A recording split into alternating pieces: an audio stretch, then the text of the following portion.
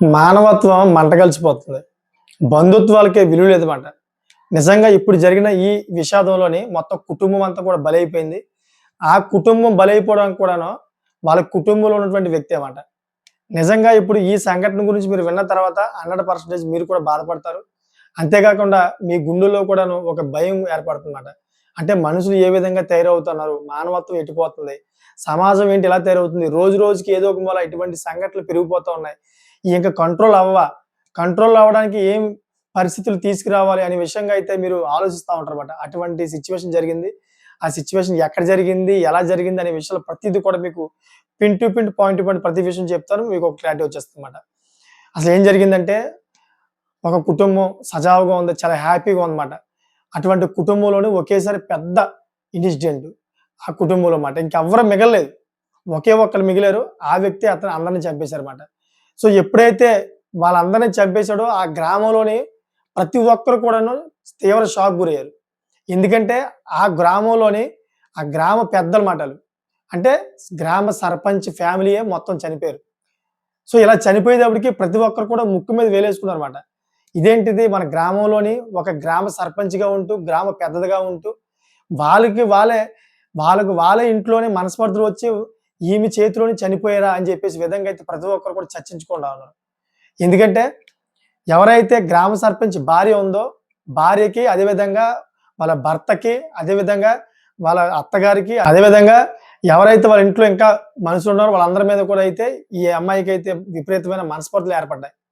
ఎప్పుడైతే ఇలా మనస్పర్ధలు ఏర్పడ్డాయో వాళ్ళకి గొడవలు జరుగుతూ ఉన్నాయి. ఇలా గొడవలు జరుగుతున్న సమయంలోని ఎవరైతే ఈ గ్రామ సర్పంచ్ అంటే భర్త ఉన్నాడో భర్త అయితే ఆమెని వదిలేసాడన్నమాట. వదిలేసి ఎవరైతే పిల్లలు ఉన్నారో ఈ పిల్లల్ని తీసుకొని బయటికి పొమ్మని చెప్పేసి దౌర్జన్యంగా అయితే ఆమెనైతే బయటికి గెంటేసాడు. బయటికి గెంటి రెండో పెళ్లి చేసుకున్నాడు. ఈ అమ్మాయి అనుమతి లేకుండా రెండో పెళ్లి చేసుకున్నాడు.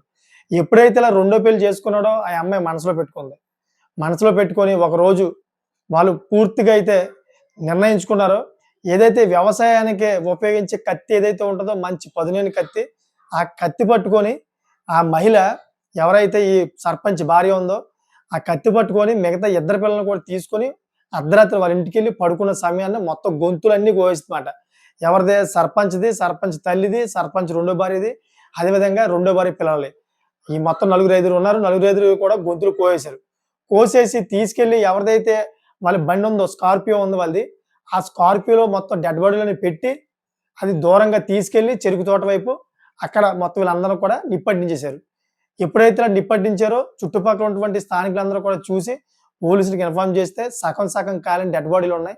ఇయన్నీ కూడా పోలీసులు క్యాప్చర్ చేశారు. ఇయన్నీ చేసి ఇయన్నీ కూడా ఫోరెన్సిక్ ల్యాబ్స్ పట్టుకెళ్తే ఇదంతా కూడా మీ గ్రామ సర్పంచ్ ఫ్యామిలీ చనిపోయిందని చెప్పేసి గ్రామం పెద్దలందరికీ చెప్పారు. ఎవరైతే ఈ భార్య ఉందో భార్య కూడా ఇన్ఫార్మ్ చేస్తే ఈ భార్య ఏమి తెలియనట్టుగా అయితే వెళ్ళి ఆ డెడ్ బాడీల దగ్గర రోదిస్తా ఉందన్నమాట. అందరూ కూడా అనుకున్నారు. పాపం ఈ అమ్మాయి ఒకరిదాన్ని చేసి వెళ్ళిపోయాడు. అనవసరంగా రెండో భార్యని చేసుకున్నాడు. ఈ అమ్మాయి చాలా మంచిది పాపం అని చెప్పేసి ఈవిడ్ని బాగా పొగుడుతూ ఉన్నారు. అక్కడికొచ్చిన ఎవరైతే చుట్టాలని అందరూ కూడా. సో తీరా చూస్తే పోలీసులు అసలు ఇలా ఎవరు హత్య చేసి ఉంటారని చెప్పేసి మొత్తం అంతా ఈ ఫోన్ కాల్స్ ఇయన్నీ కూడా మొత్తం అంతా చెక్ చేస్తే ముందు నుంచే వీళ్ళకి మనస్పర్ధలు ఉన్నాయని బయటపడింది. ఎప్పుడైతే ముందు నుంచే మనస్పర్ధలు ఉన్నాయని బయటపడిందో పోలీసులు ఈ మొదటి భార్యని తీసుకెళ్ళి వాళ్ళ యొక్క స్టైల్‌లో అయితే ఎంక్వైరీ చేయడం మొదలుపెట్టారు. ఎప్పుడైతే పోలీసులు వాళ్ళ స్టైల్‌లో మొదలుపెట్టారో అసలు ఏం జరిగిందనే విషయాలు ప్రతిది కూడా పూసగుచ్చినట్టయితే ఈ మొదటి భార్య మొత్తం చెప్పేసిందన్నమాట. నేనే చంపాను. అంతకుముందు ఇలాగ జరిగింది. మాకు మనస్పర్ధలు ఏర్పడ్డాయి. నన్ను కాదని చెప్పేసి వేరే ఆవిడని పెళ్లి చేసుకున్నాడు. నా పిల్లల భవిష్యత్తు కోసం కొంచెం మేము ఆస్తులు అడిగితే మీకేమో ఇవ్వము, చిల్లిగా అవ్వ కూడా ఇవ్వము అని చెప్పేసి మమ్మల్ని బయటికి గెంటేశాడు. ఆ కోపంతోటి మేము పక్కా ప్లానింగ్‌తో అయితే మొత్తం కుటుంబాన్ని లేపేసామని చెప్పేసి చెప్పాడన్నమాట. ఇదంతా కూడా జరిగింది ఎక్కడంటే ఏదైతే ఉత్తరప్రదేశ్ ఉందో ఉత్తరప్రదేశ్‌లో జరిగింది. సో, అది కూడాను గ్రామ సర్పంచ్ ఫ్యామిలీ చనిపోయేటప్పటికి నిజంగా ఆ గ్రామంలో తీవ్ర సత్యనాశనమైంది. ఇక్కడ చూసారు కదా మీరు. అంటే ఒక గ్రామ సర్పంచ్ అంటే ఏంటి? ఒక గ్రామ పెద్ద.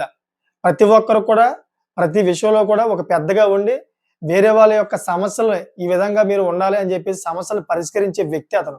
అటువంటి అటువంటిది తన కుటుంబంలో జరిగిన ఏదైతే సమస్య ఉందో దాన్ని పరిష్కరించుకోలేకపోయాడన్నమాట. లాస్ట్‌కి తన ప్రాణాలు పోయాయి. అతనే కాకుండా తన ఫ్యామిలీస్ మొత్తం అందరూ కూడా పోయారన్నమాట. ఇంకెవరు మిగలల. సో, చూసారు కదా! అందుకే చెప్తానన్నమాట ప్రతి ఒక్కరు కూడా నేను. సమస్యలను పరిష్కరించడం కాదు మీరు వేరే వాళ్ళకి. మీ సమస్యలు మీరు పరిష్కరించుకోండి. ఈ రోజుల్లో అయితే చాలా మంది మహిళలైనా, మగవాళ్ళైనా గాని ఈ దేనికైనా రెడీ అవుతున్నారన్నమాట. ప్రాణం తీయడానికి అసలు వెనకాడతల. ఇటువంటి విషయాల్లోని. ఆస్తుల విషయంలో అయినా గాని, అక్రమ సంబంధం విషయంలో అయినా గాని, ముందు వాళ్ళని చంపేయాలని చెప్పేసి నిర్ణయించుకుంటా ఉన్నారు. చట్టాలు ఒకవేళ మర్చిపోతున్నారో వీళ్ళు. ఎందుకంటే చట్టం గుర్తుంటే గనక ఇటువంటి పనులు చేయరు. మరి ఇటువంటి పనులు చేస్తున్నారంటే ఈ చట్టం గుర్తులేనట్టే కదా! సో, ఈ విధంగా సమాజంలోనే మానవత్వం మంట కలిసిపోతా ఉంది. రోజు రోజుకి ఎటువంటి రోజు రోజుకి ఇటువంటి ఇన్సిడెంట్లు ఏదో ఒక మూల జరుగుతూనే ఉన్నాయి.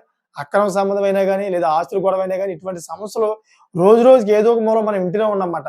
అసలు మనం సోషల్ మీడియా ఓపెన్ చేస్తేనే చాలు. ఏదో ఒక మూల ఎవరో ఒకళ్ళని చంపేశారని, లేదా ఏదో ఒక విధంగా పట్టుబడ్డారని, వాళ్ళతో తిరుగుతుందని చెప్పి చంపేశారని, ఇటువంటి కథలు ఎక్కువైపోయాయి. ఇటువంటి న్యూస్‌లు ఎక్కువైపోయాయన్నమాట.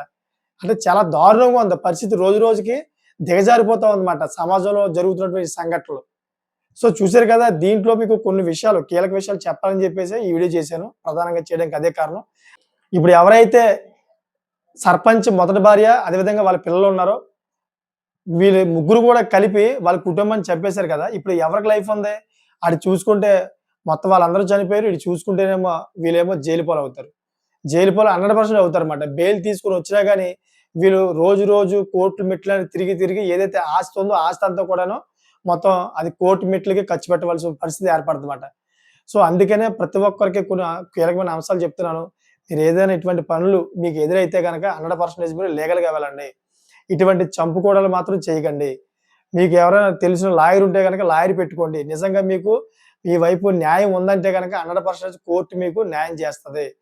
మీరు అలాంటి లేని పక్షంలోని ఒకవేళ మీరు ఇలాగా వ్యక్తుల్ని చంపేస్తే గనక అక్కడ మొత్తం మ్యాటర్ క్లోజ్ అయిపోద్ది. ఏదైతే ఆస్తి ఉందో ఆస్తి అంతా మన వైపు వచ్చేస్తదని చెప్పేసి మీరు తప్పుడు ఆలోచనలోకెళ్తే చట్టం ఏదైతే ఉందో ఆ చట్టం మిమ్మల్ని వదలదు. ఏదైతే రూల్ ఏదుందో ఆ రూల్ ఈ కండక్ట్‌ని చేసి మిమ్మల్ని జైలుకి పంపిస్తది. ఏదైతే ఆస్తి ఉందో ఆస్తి అంతా కూడా సీజ్ చేసేస్తదన్నమాట. ప్రభుత్వమే హ్యాండ్ ఓవర్ చేసుకుంటదన్నమాట. సో, అందుకనే చెప్తానన్నమాట ప్రతి ఒక్కరికి. రీసెంట్‌గా ఒక ఇన్సిడెంట్ కూడా జరిగింది. అప్పుడు కూడా చెప్పాను. తెలంగాణలోని ఒక తల్లి కూతురుని చంపేశారు. దారుణంగా చంపేశారు.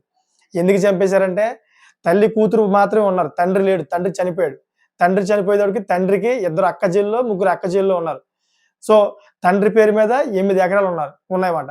అక్కచెల్లెలికి మరి దురదృష్టి పుట్టింది. ఏమని? మా అన్నయ్య ఆస్తి అంతా కూడాను ఎక్కడి నుంచో బయట నుంచి వచ్చింది. అది పట్టుకుపోతుంది 8 ఎకరాలను. మాకు కనీసం చిల్లికి అవ్వకూడదు అని చెప్పేసి ఒక దురాశకు పోయారు వాళ్ళు. దురాశకు పోయి వాళ్ళతో మనస్పర్ధలు మొదలయ్యాయి. ఎవరైతే వాళ్ళ అత్తమామ ఉన్నారో అత్తమామ గురించి ఒక 40 లక్షలు కూడా వెచ్చించింది. అంతేకాకుండా ఆడపడుచులు కూడాను ఒక 5 లక్షలు ఇచ్చిందంట పాపం. అయినా గాని వదలలేదు.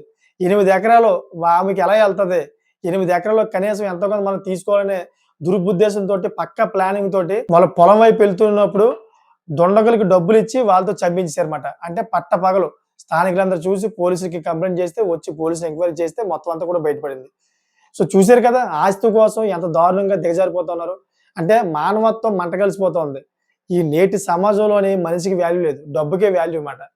ప్రతి ఒక్కరు కూడాను డబ్బుకే వాల్యూ ఇస్తున్నారు గానీ మనిషికి వాల్యూ ఇవ్వట్లేదు. అందుకనే చెబుతా ఉన్నాను తగు జాగ్రత్తగా ఉండండి. చూడండి ఒక భార్యే మొత్తం అంతా కుటుంబం అందరిని కూడా చంపేసిందంటే ఇంక ఎవరిని నమ్ముతారు మీరు? అందుకని చెప్తానన్నమాట. మీరేదైనా సమస్యలొస్తే గనక 100% అది ఏదైతే లీగల్‌గా ఉందో ఆ లీగల్‌గా మీరు పరిష్కరించుకోండి. అంతేగాని ఇలా తగాదాలు, కొట్టుకోవడాలు, మనస్పర్ధలు పెరిగిపోయి ఒకళ్ళ మీద ఒకళ్ళు దాడులు చేసుకుంటే మీరైనా ఆళ్ళ చేతిలో చచ్చిపోతారు. లేదా వాళ్ళైనా మీ చేతిలో చచ్చిపోతారు. ఇక్కడ చచ్చిపోవడం మాత్రం కామన్. కానీ మిమ్మల్ని మాత్రం పోలీసుల వదలరు. పోలీసులు తీసుకెళ్ళి జైల్‌లో పెడతారు. ఇక్కడ మిగిలేది ఎవరు మిగలరన్నమాట. మీరు జైల్‌లో ఉంటారు. చనిపోయినోళ్ళేమో వేరే లోకంలో ఉంటారు. సో, ఇలా ఉంటదన్నమాట. లాస్ట్‌కి అక్కడ మీ భూమి ఎవరికీ చెందదు. లాస్ట్‌కి సీజ్ అవుద్ది. గవర్నమెంట్ హ్యాండ్ ఓవర్ చేసుకుంటదన్నమాట. అందుకనే లీగల్‌గా వెళ్ళండి. కనీసం ఎవరో ఒకరైనా తింటారు దాన్ని. ఎవరో ఒకరైనా అనుభవిస్తారు. లీగల్‌గా లేని పక్షంలో అయితే అర్ధాంతరంగా చనిపోవడం, అర్ధాంతరంగా జైలుకెళ్ళిపోవడం ఇయన్నీ జరుగుతూ ఉంటాయన్నమాట. ప్రతి ఒక్కరు కూడా దీని మీద అవగాహన తెచ్చుకుంటారని అనుకుంటున్నాను. అదేవిధంగా ఈ వీడియో మీద మంచి కామెంట్ చేయండి. కామెంట్ ఎలా ఉండాలంటే ఎవరైతే ఇటువంటి తప్పుడుగా ఆలోచిస్తా ఉన్నారో వాళ్ళకి చట్టాలు గుర్తొచ్చే విధంగా అయితే ఒక మంచి కామెంట్ చేస్తారని కోరుకుంటున్నాను. కనీసం వాళ్ళు ఈ చట్టాలను చదివి ఎంతో కొంత మారుతారని చెప్పేసి నేను అటువంటి కామెంట్ చేయాలని కోరుకుంటున్నానన్నమాట. సో, చూసారు కదా! ఇటువంటి లేటెస్ట్ ఇన్ఫర్మేషన్ కోసం ఎప్పటికప్పుడు నా ఛానెల్ సబ్స్క్రైబ్ చేసుకోండి. ఎందుకు సబ్స్క్రైబ్ చేసుకోమన్నానంటే ఇటువంటి లేటెస్ట్ ఇన్సిడెంట్లు ఏవైతే జరుగుతా ఉన్నాయో సమాజంలోని అయన్నీ కూడా మీ ముందుకు తీసుకొస్తా ఉంటాను. మిమ్మల్ని అందరూ కూడా అలర్ట్ చేస్తా ఉంటాను. మీకు తెలియని విషయాలను కూడా తెలియపరుస్తూ ఉంటాను. అందుకనే సబ్స్క్రైబ్ చేసుకోమని చెప్తున్నాను. Thank for watching friends.